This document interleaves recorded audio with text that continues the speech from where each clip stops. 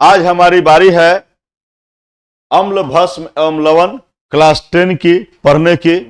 और इसमें हम लोग आज पढ़ेंगे सूचक के बारे में, पूरी डिटेल सूचक के बारे में ही आज हम लोग समझ देते हैं। तो सूचक क्या है रे भाई? तो हम लोग इंडिकेटर शब्द सुने हैं, बहुतों बार इंडिकेटर शब्द सुने हैं। आज तक यही दिमाग में आता है कि गाड़ी में इंडिकेटर लगा होता है जो भूख भाई कर बताता है कि दाएं जाना है कि बाएं जाना है। उसी शब्द इंडिकेटर सूचक यहां हमारे केमिस्ट्री में बतलाता है कि कोई अम्ल है कि भस्म है।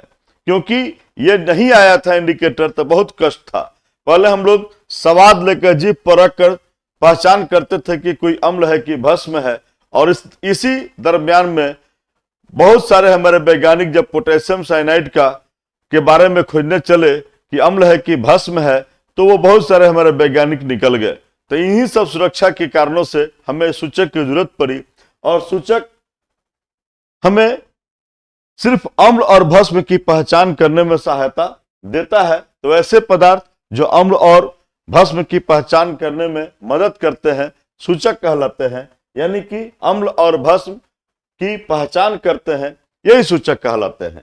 तो सूचक मेरे नजर में 3 तरह के सूचक हैं। एक वो जो अपना रंग बदलकर सूचना प्रदान करते हैं कि कोई अम्ल है कि भस्म है, और एक वे जो गंध अपना बदलकर बताते हैं कि कोई पदार्थ अम्ल है कि भस्म है।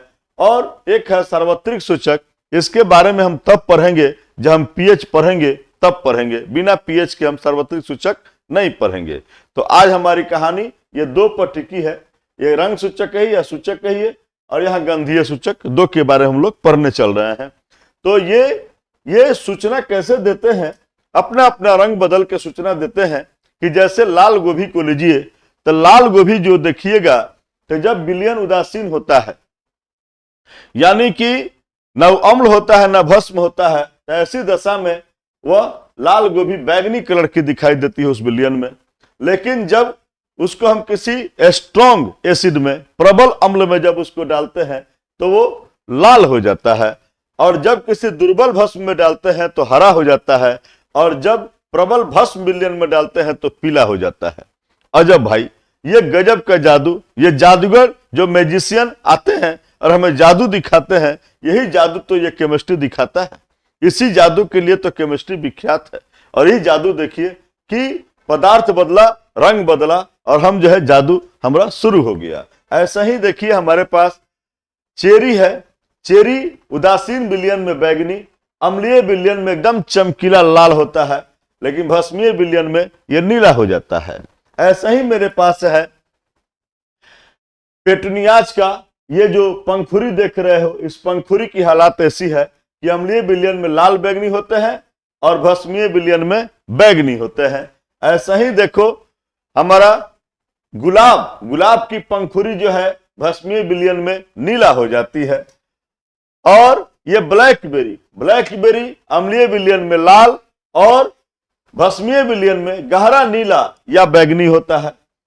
हम लोग देखते चल रहे हैं ये हल्दी, आजकल हल्दी की रस्म बहुत ज्यादा हो रही है। और हल्दी की रस्म में एक बहुत बढ़िया खेल होता है कि हम लोग किसी को हल्दी लगाते रहते हैं। तो जब किसी को हल्दी लगाते हैं और वो हल्दी जब भस्मीय विलयन से भेंट होता है तो वह लाल हो जाता है। बहुत लोगों की पैर मुचुक जाती है, हाथ मुचुक जाता है, कहीं चोट लग जाती है। तो घरों में जो है सो कि हल्दी के साथ चूना मिलाकर लेप लगाया जाता है। तो हल्दी के साथ जैसे ही चूना मिलता है तो चूना क्या होता है? चूना जो है सो कि चूना क्या होता है? चूना जो है सो कि भस्म है, भस्म के साथ मिला तो इसका रंग हो गया भस्मीय विलयन, यानी कि लाल रंग हो जाता है। ऐसा ही जो है सो कि किसी के हमारे पिताजी किसी फंक्शन में, किसी के यहाँ हल्दी की फंक्शन में गए, उजला कपड़ा पहने हुए थे, किसी रिलेटिव ने उन पर पीला कढ़ी डाल दिया। पीला कढ़ी का मतलब कढ़ी में हल्दी होता है। और जब हमारी मम्मी ने उसे साबुन से रगड़ा तो जहां पीला था वह लाल भूरा हो जाता है। तो यह क्या दिखाता है? यह दिखाता है कि इसमें साबुन में क्या था? भस्म था, और भस्म के चलते इसका रंग बदल गया और यह लाल भूरा हो गया। ठीक है। और ऐसा ही देखिए हमारे पास जो इसमें का प्रमुख चीज है, किसी का लिटमस टेस्ट करते हैं, किसी के लिटमस परीक्षण करते हैं। लिटमस परीक्षण कैसे करते हैं? लिटमस परीक्षण के लिए ये थैलोफाइटा समूह जो है लाइकेन समूह थैलोफाइटा समूह का पौधा है लाइकेन पौधा होता है हम लोगों का। थैलोफाइटा समूह का पौधा है लाइकेन, ठीक है। और यही पौधा जो है लाइकेन जो पौधा है, इसी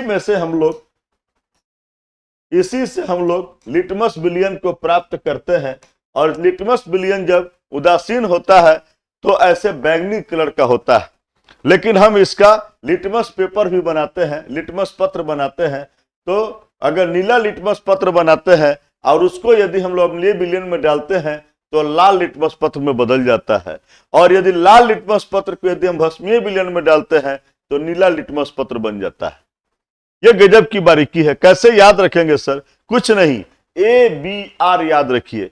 A से एसिड, B से ब्लू और R से रेड, यानी अम्ल में ये ब्लू लिटमस रेड हो जाता है, अम्ल में ब्लू लिटमस अम्लीय विलयन में रेड हो जाता है। ABR याद है तो ये याद है, और इसका ठीक उल्टा भस्मीय विलयन में होता है। याद करने में कोई दिक्कत नहीं, हमारे पास एक से एक ट्रिक पर पड़े हुए हैं, हम लोग याद कर सकते हैं। ऐसा ही मेरे पास है मेथिल ऑरेंज अम्लीय विलयन में गुलाबी और भस्मीय विलयन में पीला होता है। ऐसा ही फिर फिनोक्थैलिन लीजिए, फिनोक्थैलिन जो है अम्लीय विलयन में रंगहीन लेकिन भस्मीय विलयन में गुलाबी हो जाता है। और भी बहुत कुछ हम लोग देख सकते हैं, लेकिन अब मेरी बारी है कि जरा समझें कि गंधीय सूचक क्या है। तो वैसे सूचक जो अपना गंध बदलकर, वैसे पदार्थ जो अपना गंध बदलकर अम्ल और भस्म की जानकारी देते हैं। तो अम्ल और भस्म की जानकारी कैसे? तो देखिए, जैसे भस्मीय विलयन में प्याज जो है, प्याज अपना गंध खो देता है, पता ही नहीं लगे कि प्याज में कोई गंध भी होता है। वैसे ही वैनिला जो है, वैनिला भी अपना गंध अपना खो देता है। आपने शायद प्याज देखा है कि नहीं? ये प्याज है, ये वैनिला है, जरा देख लीजिए कैसे अपना ये लोग गंध खो देते हैं।